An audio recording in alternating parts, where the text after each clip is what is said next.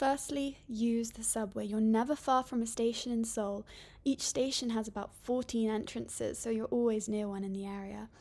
I recommend getting a T card, which you can top up at every station.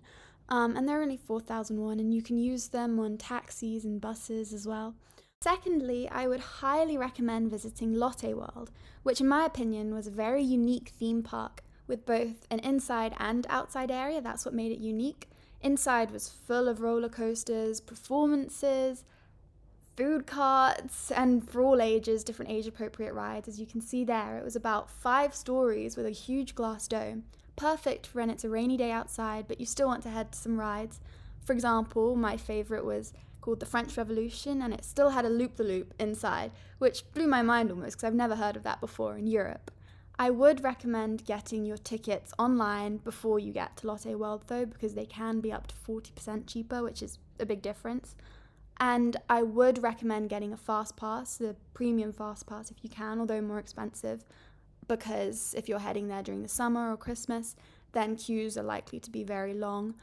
Otherwise, if you're not too bothered to wait in line, that's perfect for you. There were lots of food opportunities, as you can see here. I got my tteokbokki, both restaurants where you could sit down, Korean, Japanese, American cuisine, but also stalls with churros, waffles, different ice creams, so you could keep energized throughout the day.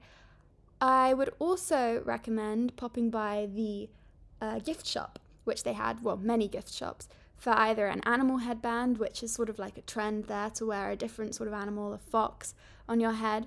But you also see a lot of people wandering around in high school uniforms in sort of their groups, because that's another trend in Korea at the moment, to wear your high school uniform to Lotte World, which I think is just like a sort of unique microculture, which I loved. Many different activities, like I said, VR, cinema sort of experience, just amazing. Now, perhaps lesser known, I would highly recommend visiting Hongdae Shopping Street, leaving aside 1 or perhaps 2 days to explore it, because of the university nearby, which particularly focuses on art, so music, dance, performance, fashion design, jewellery design. There's a lot of that sort of creativity throughout the street. You'll see a lot of street performers filming dance videos to upload on their social media. Try not to get in the way of a couple of those.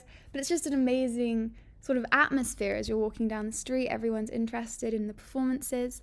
There's also a lot of self-photo booths, which is a new concept to me. I don't think we so much have them in Europe, where you'd go with your friends. There were hair straighteners, makeup, and mirrors before you went into these photo booths, which were about 5,001 on average, I'd say. And you can really take your pick for different themes up and down the street. There were tens and tens of these self-photo booths. And then it's just a nice souvenir to take away, I think. And it's very identifiably from Hongdae, I would say. Something which I associated with that sort of area a lot. There are lots of independent small businesses, like here, these really interesting food candles, different interior design, different clothes, shoes, hair products, which you won't be able to find anywhere else. So they're nice for a little gift for someone if you're only visiting. There are lots of cafes to sit in, again, mostly small businesses. Different cafe culture in Seoul really hit its peak here, I would say. They were all centered around a specific theme. Of course, there are also chains like Tusum Cafe, but I would highly recommend going to one of these smaller businesses for a unique experience. And of course, the nightlife was still amazing, super safe, very friendly for students and foreigners as it wasn't too expensive. Lots of chicken and beer shops and just lots of good food and hearty sort of bars, especially with all the music. Clubs as well, if you're interested in that, but would highly recommend. Next, I would recommend visiting Seoul Sky Tower, or Lotte Tower, which was about 28,001 per ticket, but I do recommend it because firstly, when you enter downstairs, I had an exhibition on whale photography. I'm sure it changes throughout the year, but it was fascinating, beautiful lights, beautiful photography, before you enter one of the fastest elevators in the world. 1-minute elevator ride to the 117th floor. Bear in mind, this is the world's 5th tallest building and tallest building in South Korea, so that's very quick, so your ears do pop. I would bring a sweet to suck on if you're like me and you need those for aeroplanes. Beautiful 360 glass view, panoramic. There's a glass platform to stand on, this interactive board which shows you Seoul, what you're looking at, the different views at different times of the year, as well as during the dynasty, so you also really get a historic feel for the city, a better understanding of it. There was a sky bridge tour available, but that was significantly more expensive. However, if you are more adventurous and willing to do that, enjoy it.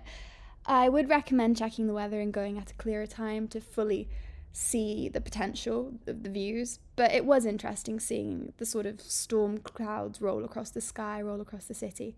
So really any time of year would also be amazing. I just thought it was a wonderful experience. My next recommendation is just ensuring that you explore the South Korean local food.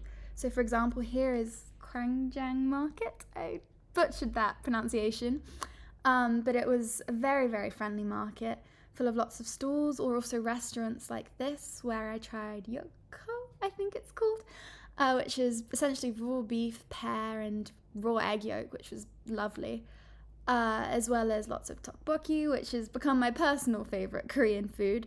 The market itself was just full of plenty of these restaurants where you could have recommendations from the owners, and that's what I would recommend doing if you're not fortunate enough to have local Korean friends for guides. Then I would ask the locals what they recommend that you have or you try.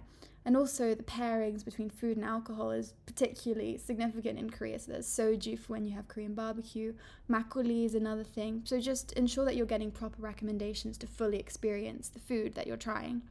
There are also plenty of restaurants which feature North Korean food as well.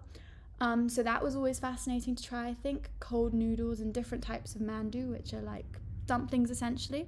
Here we can see trying sushi, which isn't obviously Korean, but I would recommend if you're not feeling particularly comfortable or you want a bit of a change from local Korean food, having some sushi or trying some more food that might be particularly expensive in America or in Europe in the West, because it's undoubtedly a lot cheaper in Korea. I found that everything was very reasonably priced.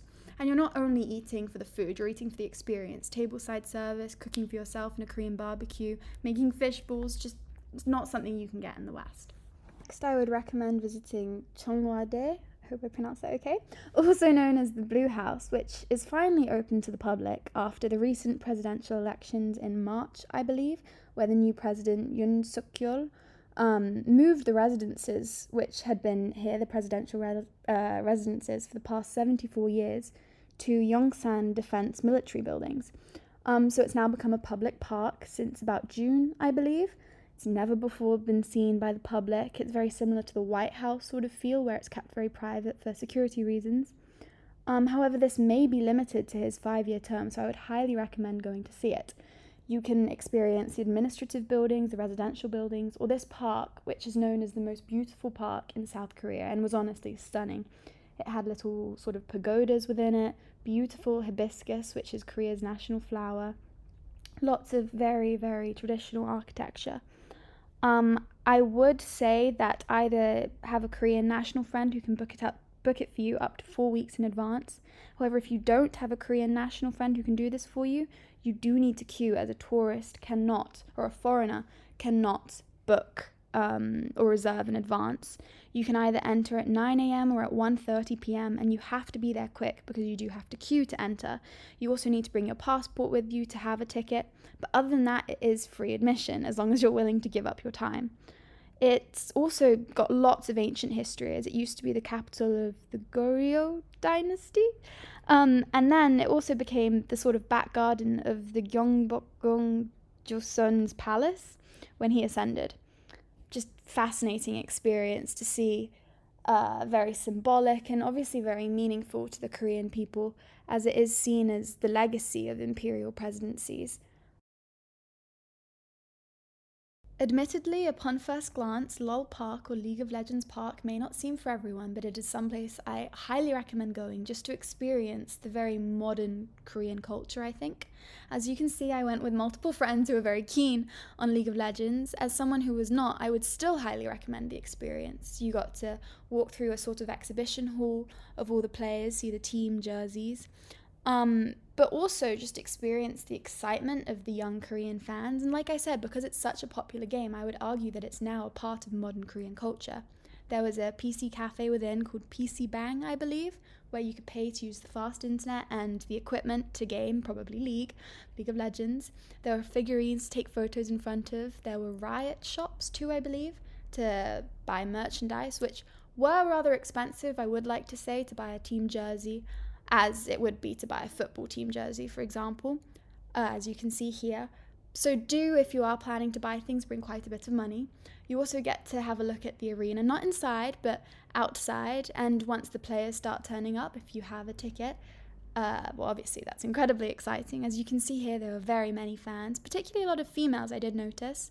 And before the game started at about 5 o'clock, maybe about 3:30, people started turning up to play the competitions to win League of Legends merchandise, which they had going on here, for example. I just thought it was a very vibrant atmosphere and something not to be missed. Next, I would actually recommend to get out of Seoul, to get on a train. They're very inexpensive, for about an hour and a half heading northeast. It was 2,900 won, but just to experience the beautiful scenic train ride with the mountains, the greenery, to just travel to a nearby village or town. I found it very fascinating that there was this convenience store everywhere in Seoul called See You, and it was especially cute because it was called Nice to See You in reality, but they nicknamed it See You. But to see the incredible apartment complexes which they had within small villages, to see the locals fishing in the nearby river, completing water sports. They're also known, the Bukhan River, I think it's called, for water sports, particularly in the rapids, where people from Seoul will go over the weekends with their families and play in the rapids, I guess, and obviously the regulated activities which companies hold there. I think it was just very interesting to experience slightly outside of Seoul where it's more authentic.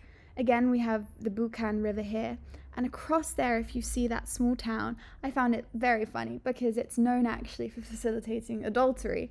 So they have secret car parks to hide number plates, and also hotels which are very secretive. And it's almost become a tradition nowadays, now that adultery is no longer illegal in South Korea. And then here we also have Daenerys, I think it was called, cafe, which was gorgeous, absolutely beautiful, almost in the middle of nowhere, but so populated because it's that well known for having amazing quality food. I think it's just another example of the amazing cafe culture which they have in South Korea, and that's everywhere you decide to travel. Still top quality food and still lots of interesting people to meet, and just perfect for a family outing or a little day out. And like I said, not very far away from Seoul at all, but something that can't be missed. Now, as a complete juxtaposition, for my final recommendation, you must go on a night out in Gangnam at least once. It's Seoul's most notorious district for a night out, both for drinking, for chilling with your friends, for different activities that they have. So here, for example, we went to a local Korean bar where they had the perfect pairing of soju with seafood, which was lovely ambience to chill with your friends, chat.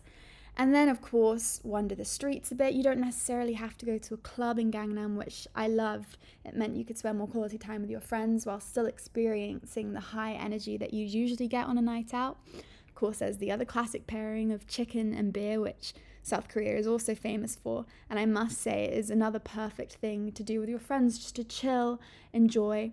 Although do note that the drinking age is 20 in Korean years, not international age. So you can drink if you're visiting when you turn 19 within that year, the same year that you were visiting.